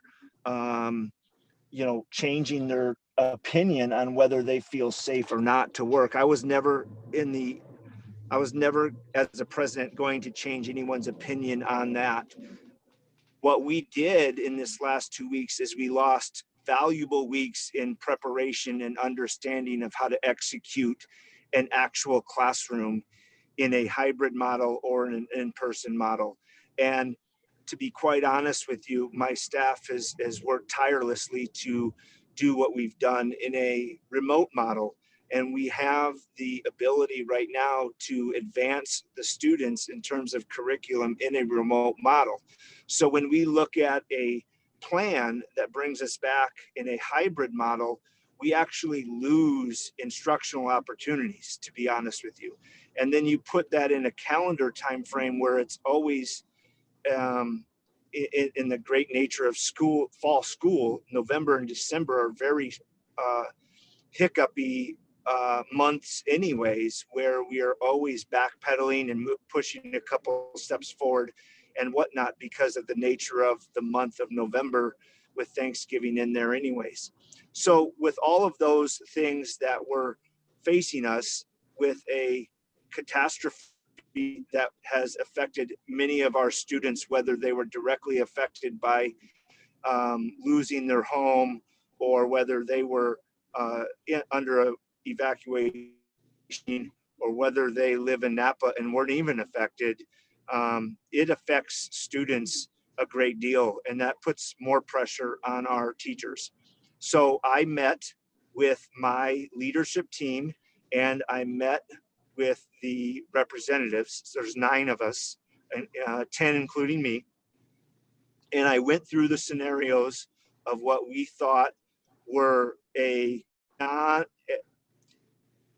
I went through the scenarios of where the instruction was affected the least. And that's where the 10 of us came to a consensus of promoting this idea of it being better to stay in remote learning through the month of December. And there are people in our membership that would like that to happen anyways, whether there was a fire or not. And there were people in our membership that are still probably okay with the concept of coming back to school. And I'm never going to change that. So to get a consensus of all of our members is impossible. That's just unfathomable. So I lean to my leadership, and I lean to the people that work with their staffs at the site levels, and that's where we landed. Okay. Thank you very much, Mr. Farrell, for that explanation. And I do think, I don't know if you heard the last bit of the conversation, we were talking about extending the enrollment form for our families potentially through Sunday, so that the district staff would have the opportunity to have as much accurate data to determine, the percentage that may want to stay in remote learning versus coming back to hybrid and eventually in person. It seems like the district staff is willing to extend that through that time period to have enough information for our special meeting on Wednesday. I know that you had sent out a survey to your organization and the members in that organization. So I think, as much information as the district staff and Dr. Wilson can have on behalf of the teachers union certainly is helpful in preparing what any kind of model of instruction is going to look like for our students. Did I summarize that correctly, trustees? Do you feel like I've captured that? Okay. Okay. So just wanted to bring you up to date on that, Mr. Farrell. Yeah, and I appreciate that because it is important. I know some of my members were also, perplexed with the survey because we don't have a clear picture of some of those things what that will look like, but that's really not our role as a teaching staff to 100% worry about that. But what I will say about that is this, and when I think the focus of the instruction is paramount to mention. In a hybrid model, we actually lose instructional opportunities more so than in a remote. And the reason is it's just not feasible to create good instruction simultaneously. And we don't believe, that was one of the things, we don't believe that it's possible to create great instruction at the same time in remote as in person, because we have all sorts of new protocols to be able to teach effectively in an in-person model. It should not be the teacher's responsibility to at the same time facilitate a remote instruction, which we just spent a whole summer learning. So it's really paramount for me to make that people understand that in the community, that once we go into a hybrid, and if that hybrid is attached to further holidays, we are losing continuous instructional opportunities that'll harm our students once we actually try to potentially get more back to a more consistent model in January. Whether that's remote or whether we're in person full time or whether we're 100% back the way we are, I don't know. But we have to really carefully think about what we are gaining in a remote model versus what we are going to lose in a potential time frame where there's going to be a lot of challenges. Okay. Thank you, Mr. Farrell, for adding on that. I appreciate that. Trustees, anything else before we move on? Dr. Wills? Asking for a date and time for a special meeting. Yes. Does Wednesday, October, I do believe that's October 14th, work for the trustees? Thumbs up if it does. Yes. Okay. AM, PM trustees, AM? As a matter PM? of transparency and opportunities for parents to Okay. participate, I would Okay. suggest evening meeting. Certainly. Okay. Thank you for that. Wait for your time, but I do think that we want to allow for as many people to participate as possible.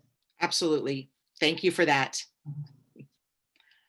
Okay. Anything else, Dr. Wilson, on that? Well, when I say evening, I do still need a time.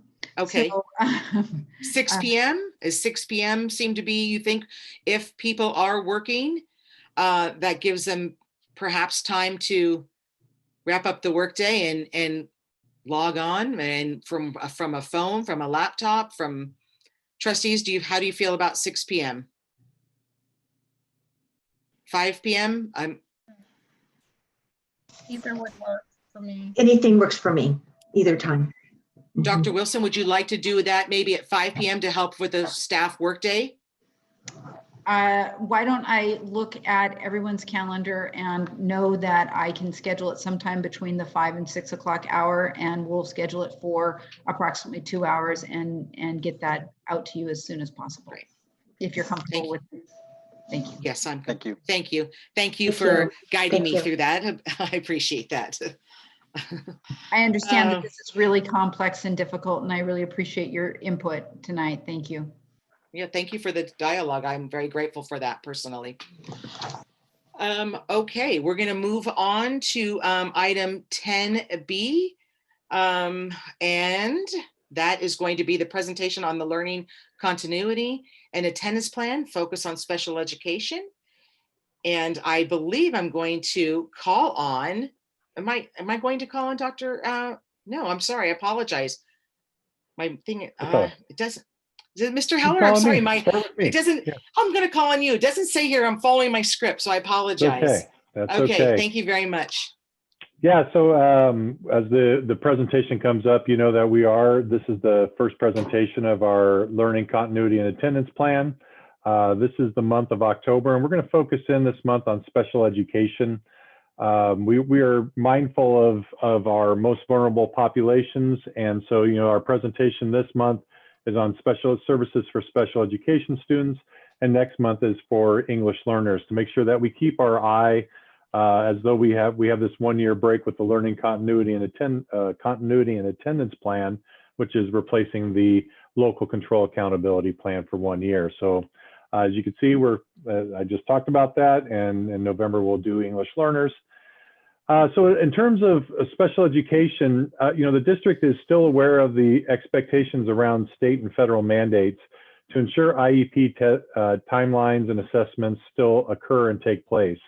And to that end, we're working very closely with our Napa County SELPA to monitor any changes, any updates, and we're working with all of our staff to make sure that they're aware of timelines, and they've created a spreadsheet and a chart to make sure that we do meet certain timelines along the way. So all of our IEPs are in compliance.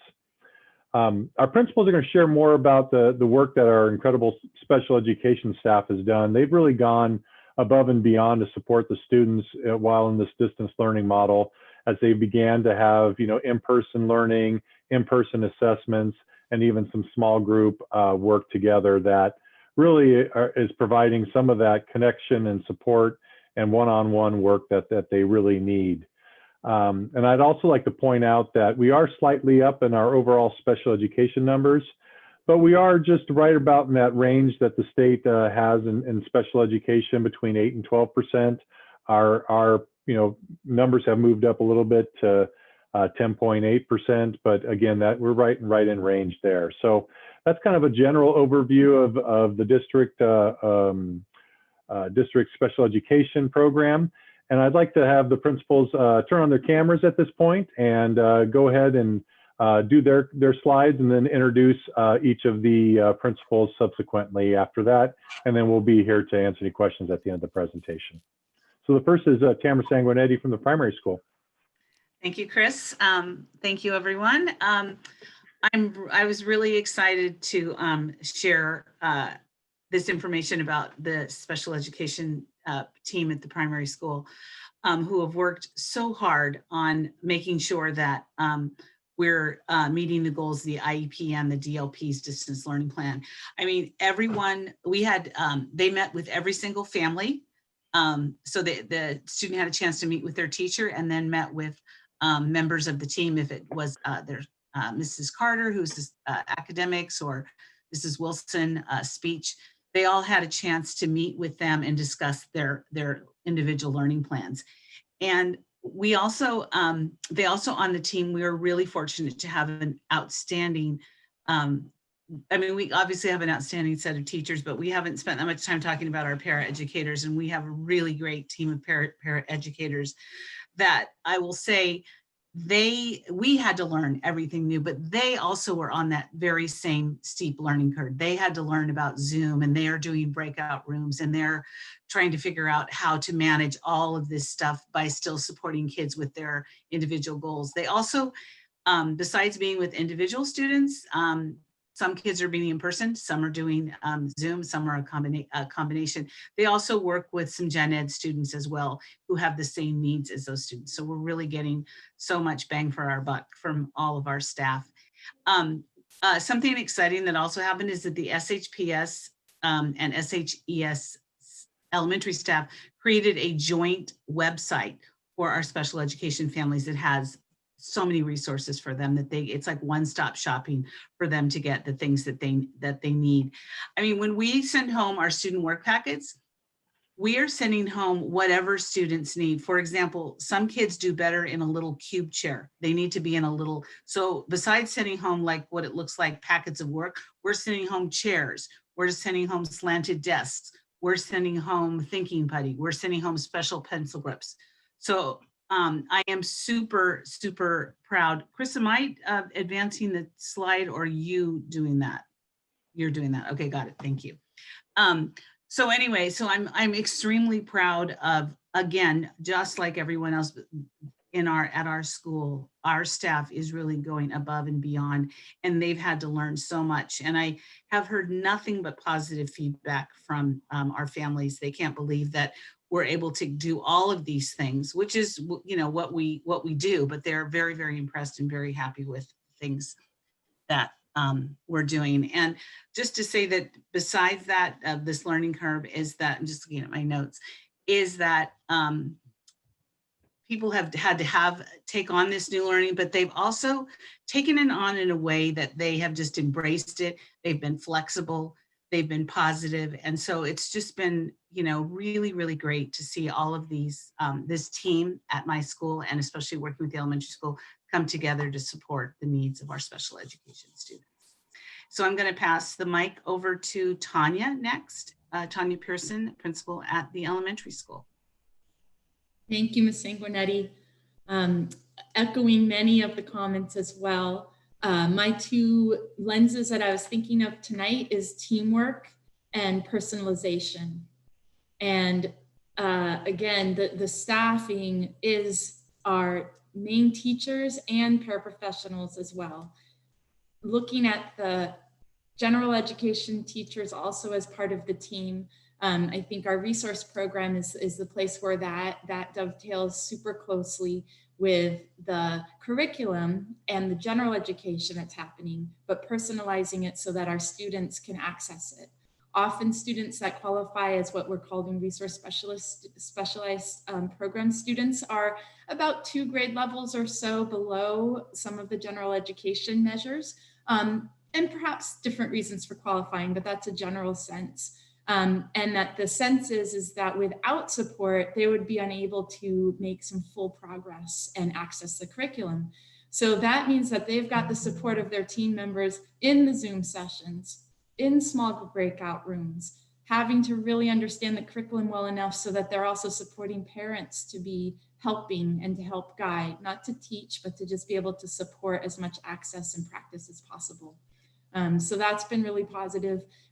For our resource children, they have been all remote at this point still, but they've been having a lot of specialized programs and their goals have been modified a little bit, and the types of things that they can access have been modified to reflect our distance platforms. It's been great to welcome third graders, so I just appreciate how much our programs work and are really synchronized with the primary school. A lot of the same programs that we used for education, a little different going from iPads to Chromebooks, but we do have iPads for some of the students where that works better for them. So again, the teamwork not only of the staff, but also between our school sites I've been really proud of. And the next slide will just show a little bit of our special day class students. Those are 4 main students that we have right now, and also so services not only from the special day class teacher, but also through speech and language pathologist. Those have been some in-person sessions. Students come about 2 to 3 times a week and have a couple hours a day, but stepping up with the teamwork and how to get that actually working. We've been doing a lot of van service, even picking up students. Our paraprofessionals and our teachers have been able to learn how to drive the vans and do that not just for convenience, but also do it in as safe a way as possible, since we have the lens of the pandemic in place. It's hard to see right there, but in the photo, you'll see there's some plexiglass. And so our speech pathologist has really been working to say, okay, how can she show how to speak and form and do things like social thinking, being able to show how do you read faces and understand the function of language, where she usually has a lot more closer interaction with students. But everyone has actually been quite surprised that they've been able to adapt and learn and be really creative to still do this in person in a way that's safe, and that they are building connections with brand new to us students in 3rd grade and continuing students in 4th and 5th as well. I really couldn't be prouder. And really, when I'm at campus and I see a student doing a brain break, maybe shooting some basketball outside, or I go in and watch them in classes, my heart is just so joyful. Our paraprofessionals have also supported the day class students for half of the day, and then they've been able to dovetail and help support the 27 or so resource specialist students in the afternoon sessions as well. So again, teamwork and really personalized towards the needs of each student. And thank you. With that, I'll pass it on to Ms. Corinne Cox, the principal of the RLS. Good evening. I feel as though Tanya and Tamara both said a lot of what I would have said in terms of just huge shout out to the great work that the teachers and the paraprofessionals are doing to ensure that all of our special education students are having all of their needs met, even in this super challenging time. So the STC kids are getting their regular classes, and then they are also having paraprofessional support in their general education classes via Zoom in the same way that they were live prior to all of this happening. And then they're also getting individual support depending on their personal needs. So if they are extremely medically fragile, we do have a few students who are very fragile. The paraprofessionals are actually going to their homes and working with them one-on-one in their homes twice a week, in addition to the virtual special education classes that they're getting. And then those students who are less fragile and can come to RLS are getting one-on-one on-campus sessions in outdoor classrooms so that they can have their needs met. And that is 4 days a week, 4 days a week for 2 to 3 hours each session. Those are for the special day class students. If you could go to the next slide, please. Thank you. And then the resource program, they're already placed in both English and math classes for the most part that are co-taught by the core teacher and also Kate Bredhauer, our RSP teacher. So they do breakout sessions and she supports kids during the Zoom lessons individually. And then in addition to that, the kids all have schedules and are set up in cohorts of 2 to 3, where they're meeting every day with a paraprofessional throughout the entire afternoon, whether that's during access or at home study time. She has it all planned out so that all students are getting individual support every single day. And then there's a few students who just have really struggled with remote learning. And so those students are coming to campus daily with a teacher. and working with either a teacher or a paraprofessional so that they can get that additional support and accountability and make sure that they're getting the learning and the help that they need. And all of those plans were developed in cooperation with the parents and the entire IEP team, and outline what kinds of supports and accommodations students will get during remote learning. So it is a partnership with the parents, the teachers, and the students to ensure that even when we are remote, the students are still getting the help that they need. And it has been the clear focus of the special education teachers from the very beginning.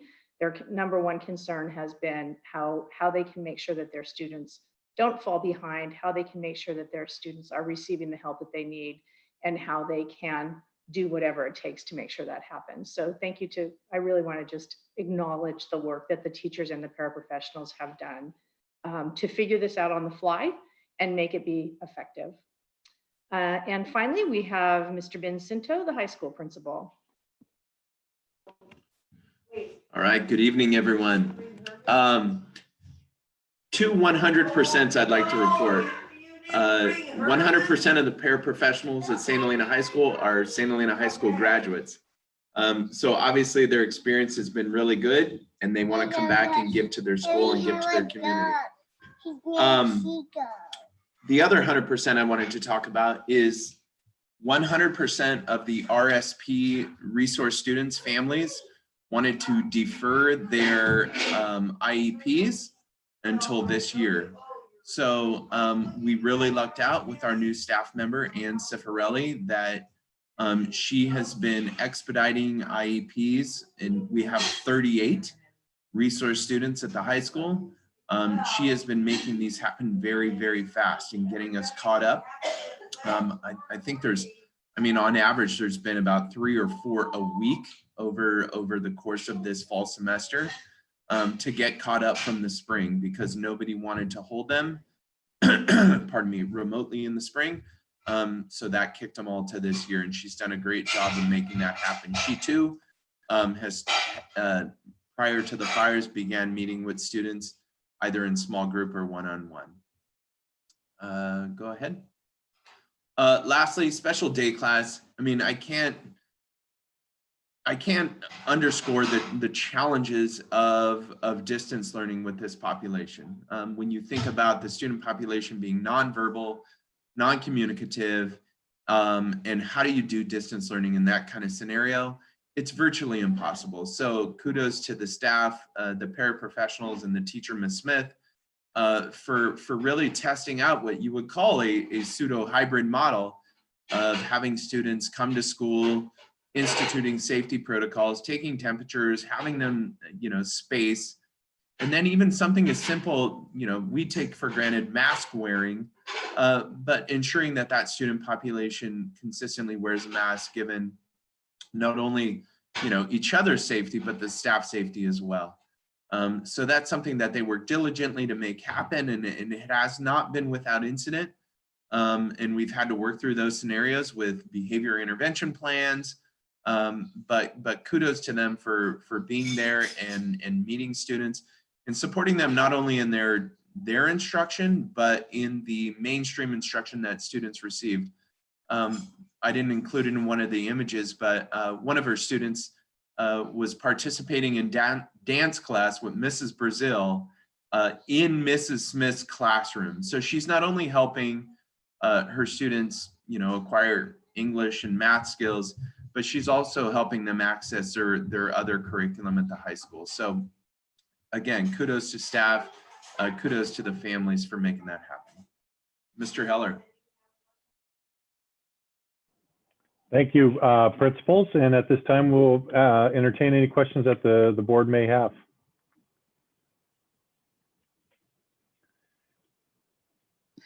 Thank you very much, principals. Really appreciate the report, and Mr. Heller. Ms. Madrigal, was there any public comment on this agenda item? There was no public comment submitted. Thank you.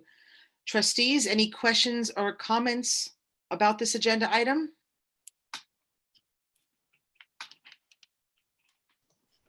I do. Actually, mine's a comment, and my comment is So it seems to me as though out of the 130 special education students, it sounds like the majority of them are doing some type of hybrid instruction. Does that sound right then? It sounds like kind of the resource, the RSP students may not be, but most everyone else is. Is that correct, principals?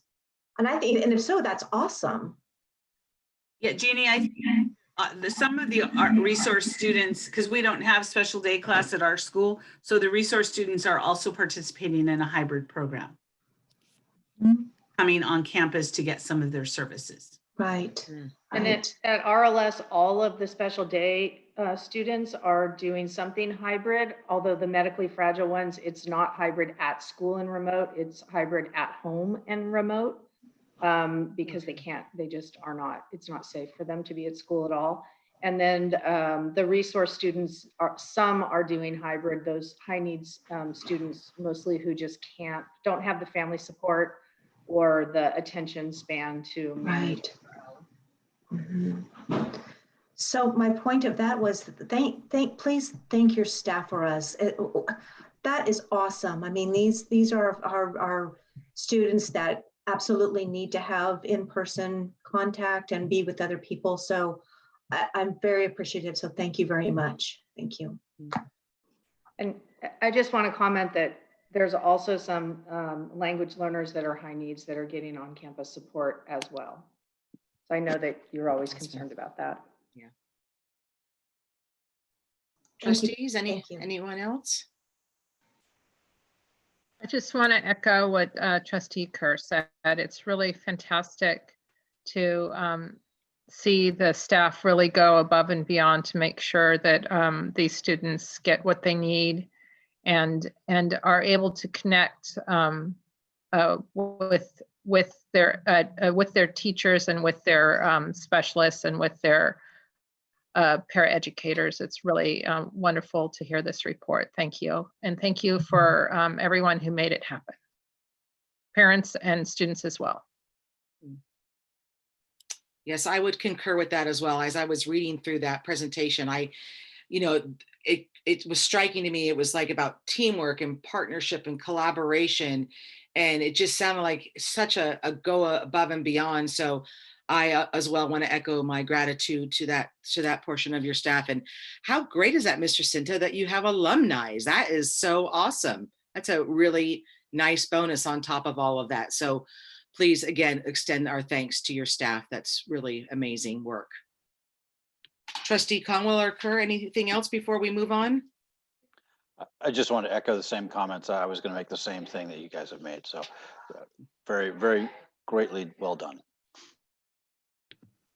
Yes, I'll echo the last sentiment as well, but just also giving a shout out to all the families that are participating and are willing to be flexible. Obviously, the paraeducator specialists, I mean, their willingness also to take this challenge on is it's something that we appreciate, and just kind of seeing how everything is working based on the teamwork and just the efforts of all the teachers. So I appreciate. I know that a lot of these paraeducators and specialists, we see them on campus, and we may not be, or I wasn't familiar with. I know a lot of them, but I wasn't familiar with everyone at the higher level. So I just wanted. It's good to recognize them and acknowledge the work that they're doing. Thank you. Again, many thanks for presenting that to us. If there's nothing else, we're going to move on to item 10C, which is hold on, let me get my screen to move up here. There we go. Okay. This is the public hearing on the sufficiency of instructional materials and Williams Settlement Instructional Materials and adopt resolution 20-11. You'll see on the screen the background information on that. Pardon me, my screen is really moving slowly. Okay, I don't know. Hang on, it's not scrolling. Okay. I can take over. I think this is my item if you're ready. Okay. Yeah, thank you. Sorry, my screen is just not moving at the moment. Thank you. That's okay. So this public hearing and associated resolution are in alignment with the California Education Code 60119 and the Williams Act settlement that will ensure that each pupil in the St. Helena Unified School District has been issued the properly aligned curriculum to meet state standards of achievement. The attached documents are certifications of the curriculum distribution as reported by the sites and verified by the principal. Some of the curriculum that you see provided to our primary and elementary students show the issuance of consumable materials that are aligned with state standards. So they were materials that are not textbooks, but they're consumables that will be used 1 year and then repurchased.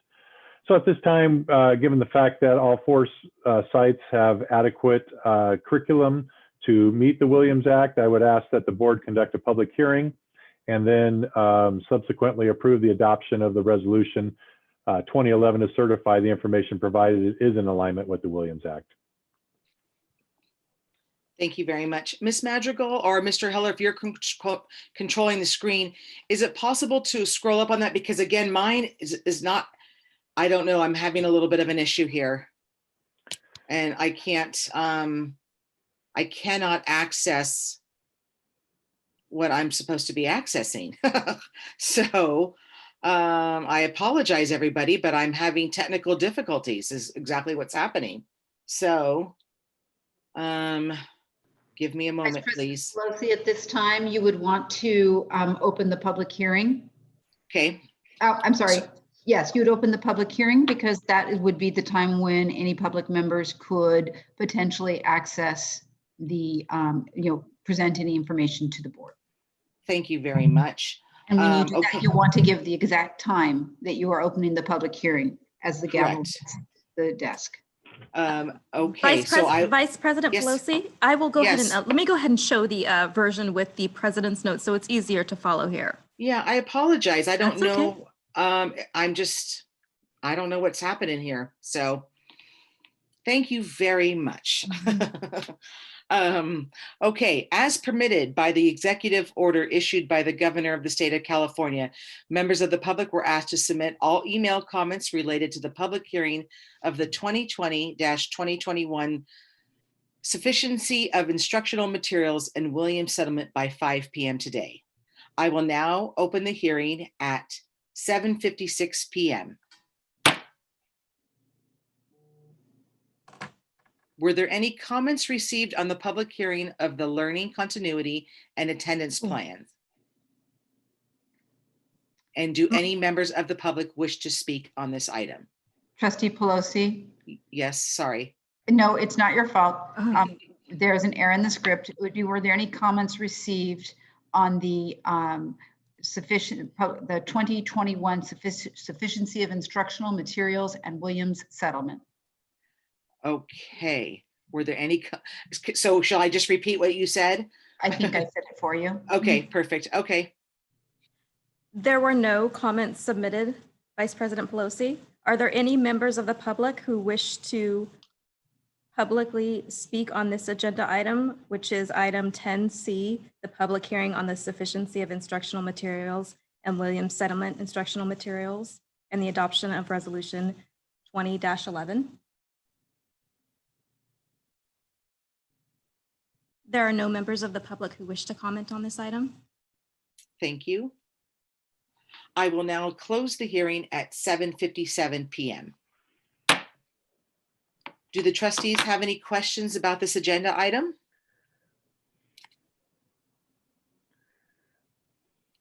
Okay.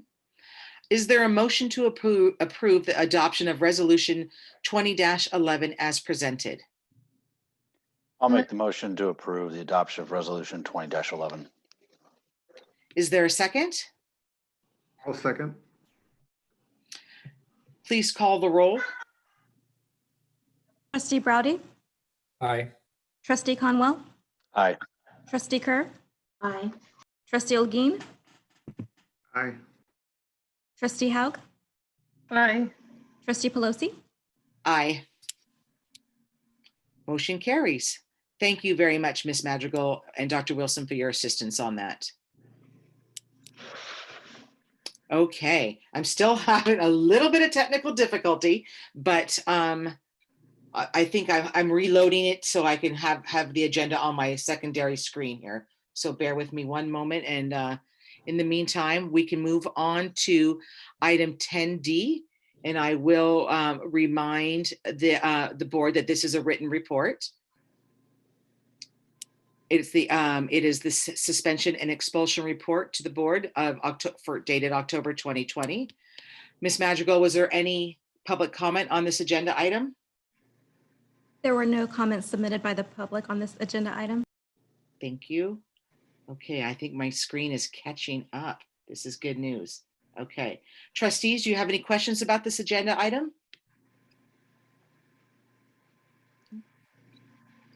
Okay, thank you very much.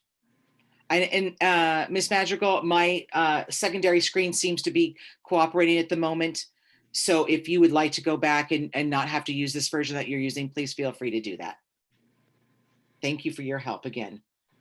Okay, on to item 11A. It's review and consideration of approval of contracts over $25,000. I'd like to call on Miss Andy Stubbs.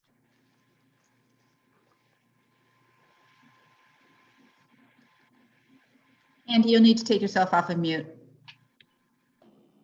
Sorry, I thought I had. We just have one contract over $25,000 this evening, and that's with Carousel Industries of North America. And last spring, the board approved the purchase of some infrastructure equipment under a special E-rate grant, which provides for 70% discounts on that type of equipment. And so this is the actual purchase order contract with a vendor that will sell us some Juniper network equipment, I think they are routers and other replacements at a rate of $27,000 instead of about $90,000. So I'm very happy to bring that particular contract to the board for consideration of approval this evening. Ms. Madrigal, was there public comment on this agenda item? There were no comments submitted by the public on this agenda item. Thank you. Trustees, do you have any questions about this agenda item? I don't have any questions, but thank you, Andy, for getting this great rate for us. That's fabulous. Thank you. And I have to thank Dr. Wilson, who reminded me about the program about 1.5 years ago. Yeah, it was Thank like, you. that is great. What a That's deal. great. Yeah. Yeah. So thank you for your work on that. Okay, if there's no other questions, is there a motion to approve the contracts over $25,000 as presented? I'll make that motion. Is there a second? I'll second. Thank you. Please call the roll. Trustee Browdy, Aye. Trustee Conwell, Aye. Trustee Kerr, Aye. Trustee Olguin, Aye. Trustee Haug, Aye. Trustee Pelosi. Aye. Motion carries. On to item 12A, future agenda items.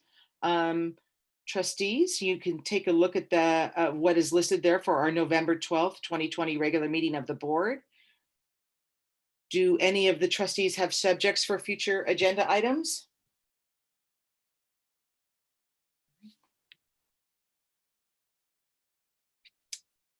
Okay. So that brings us to 13A, which is adjournment. Can I get a motion to adjourn the meeting? I'll make a motion to adjourn tonight's meeting. Is there a second? I will second. Please call the roll. Trustee Browdy, Aye. Trustee Conwell, Aye. Trustee Kerr, Aye. Trustee Olguin, Aye. Trustee Haug, Aye. Trustee Pelosi. Aye. Motion carried. Meeting ended at 8:03 p.m. Thank you, everybody, for your attendance, whether on Zoom or YouTube.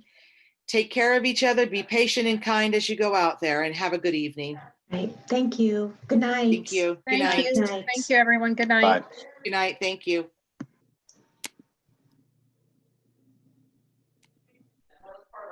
Okay, translators. Gracias. Si todavía están ahí.